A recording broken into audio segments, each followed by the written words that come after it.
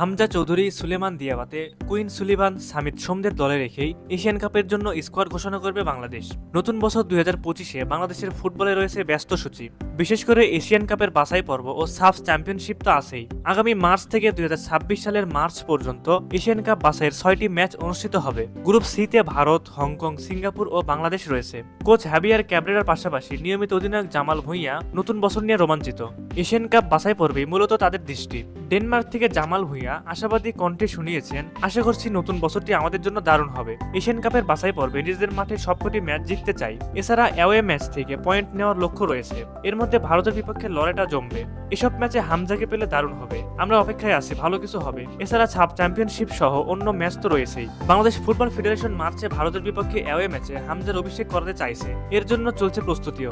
এখন দেখা যাক নতুন বছরটি লাল সবুজ দলটির কেমন কাটে। এশিয়ান কাপ বাছাইয়ের জন্য 23 সদস্যের চূড়ান্ত স্কোয়াডে কারা থাকবেন চলুন এক নজরে দেখে নেই। 23 সদস্যের দলে গোলরক্ষক হিসেবে থাকবেন মিতুল মার্মা ও আনিসুর রহমান চিকো। ডিফেন্ডার হিসেবে থাকতে পারেন জায়ান আহমেদ, বিশ্বনাথ ঘোষ, তপু বর্মন, তারিক কাজী, জ্যাক ডুরান্ট, রহমত মিয়া, ইসা ফয়সাল ও মুরাদ হাসান টিপু। মিডফিল্ডার হিসেবে থাকতে পারেন হামজা চৌধুরী, জামাল ভুঁইয়া, সোহেল রানা, শেখ মুরসালিন, কুইন সুলিভান, মোহাম্মদ সোহেল রানা ও সামিত সোম।